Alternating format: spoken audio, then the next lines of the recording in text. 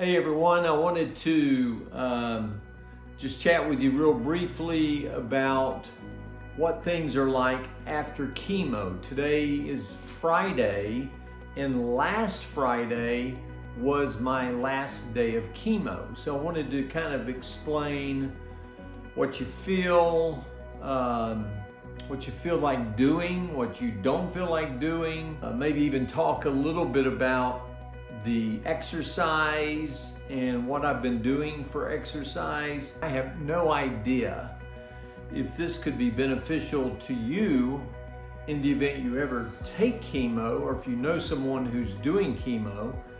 Chemo, I will just tell you up front, even the doctors said it's poison. They wish they had another alternative. And there are a lot of nutritional alternatives that I've spoke about in the past, but and I'm doing those, by the way. So I'll tell you a little bit about what my diet looks like, what my sleep is like, and all my, I'll explain everything. So without further ado, let's kind of dive in and talk about cancer, chemo, and how life is after chemo. So here we go. Okay, I can already see a lot of people making fun of me. So anyway, I send this crazy YouTube video, exercise music and all, to the doctor and nurse to approve, because I wanted to make sure I could do these workouts during chemo. And by the way, they did approve them.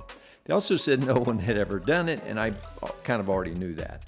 So these are the exercises I did every single day that I was there.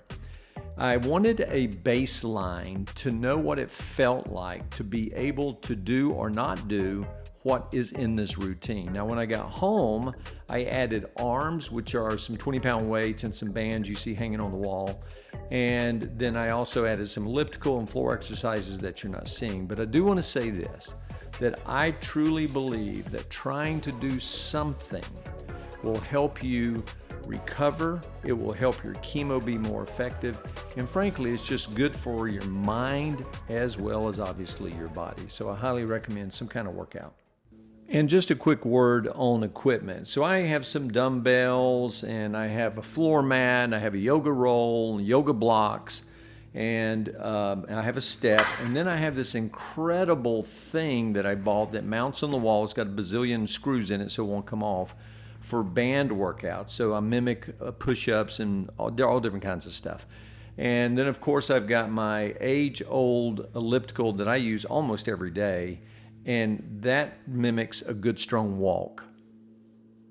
You know, when you're in the hospital and everything is quiet, you're taking chemo, everything's still, there is something about having that normal scheduled workout. It's so therapeutic. Boy, our refrigerator has changed a little bit. It's full of fresh juices, smoothies, vegetables, berries, all sorts of things.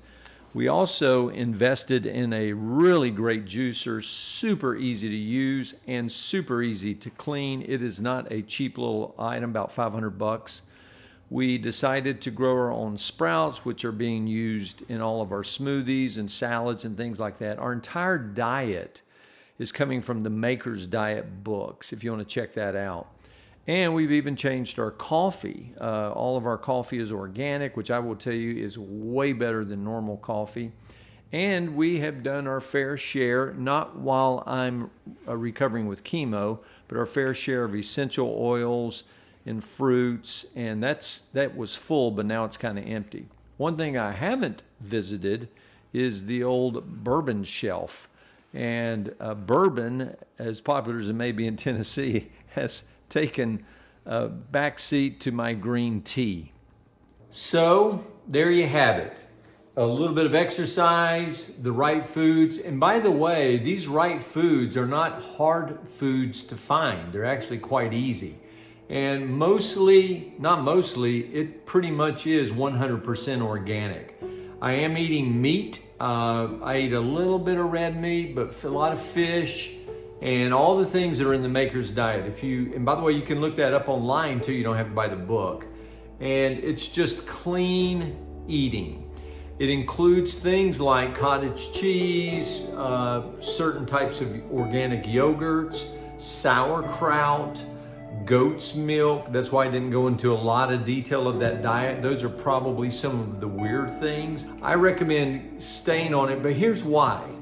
Because this type of cancer, I've had prostate cancer back in 2008. That was a one and done. They took my prostate out. It was robotic surgery, one night in the hospital, didn't even take a pain pill. This type of cancer, and maybe the type of cancer you have, could come back. So it only makes sense to figure out what you're going to do for the rest of your life. And that's why I'm kind of making the big change.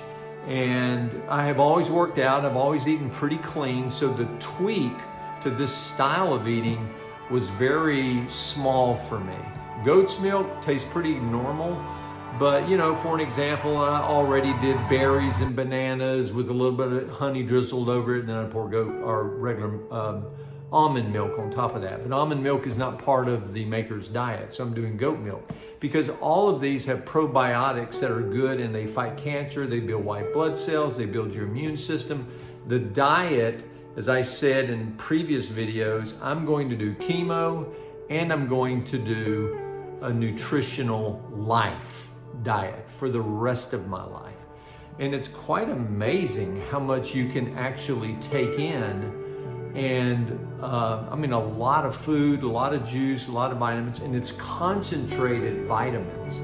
So I recognize not everybody can do that. It's, we'll be honest, it's more expensive to eat organically. But I would ask you, what is your life worth? What's the cost of your life? How do I feel? My voice is just a little, normally I have a very powerful voice. So, and I had almost 9 hours of sleep last night. So I'm sleeping like a baby. And this morning I slept to almost 9 o'clock a.m. and I'm a 6 a.m., 5:30, 6 a.m. kind of guy. So I'm sleeping well, but I think I'm sleeping a lot because my body is just tired. Today's workout, I had to push. So I would kind of push hard, and I got a little dizzy, and my fingers were tingling, and my feet weren't tingling, but mostly my fingers, and I just felt sensitized and tingly all over my body. But then I would sit down in a chair that if I were to pass out, I'd be safe, and just recover for a few moments, have a sip of water, take a couple of big deep breaths and get some oxygen.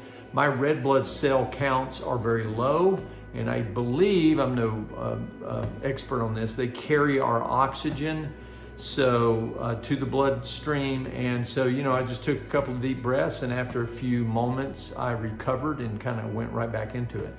So I'm feeling really, really good. And except for that little bit of weakness, something funky with my voice, it doesn't feel as strong. And, but I don't really feel tired. This weakness is interesting because you feel good. Feeling bad doesn't come with the weakness. I mean, I was trying to break down some cardboard boxes for Wendy yesterday, and I just didn't have the strength. And that's with me continuing to work out. So I've worked out since I was 30 years old. So it's been an experience, but honestly, it's been a good experience. So I hope my information will help you. And those people who hate chemo, I can't tell you it's bad. And I had a lot of people praying for me that I would not have side effects. And if you're one of those people, I just want to say thank you, thank you, thank you. God heard my pleas, He's heard yours, and I feel like it's all working very well.